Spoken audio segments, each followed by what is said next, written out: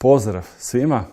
Tokom 11. mjeseca imam neku vrst turneje s predavanjem pod nazivom Kvantna čuda svijesti. Tema predavanja vezana je uz moju knjigu Šesto stanje svijesti koja se pojavila ovog proljeća, ali i uz njenu nadopunu, jednu novu knjigu koja izlazi za par dana s naslovom Što je svijest.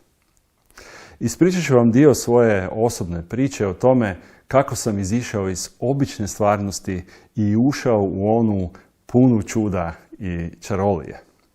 Govorit ćemo o tome što je svijest i zašto je potrebno promijeniti spoznajnu paradigmu, a također ćemo govoriti o strukturi stvarnosti, o nečemu što su drevni Indijci zvali smriti, šruti i ištadevata.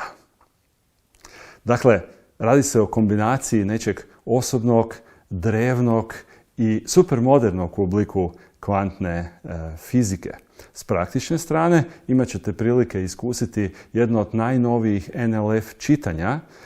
To je jednostavna i lako primjenjiva meditativna metoda čija je svrha iskustvo decentraliziranog stanja svijesti.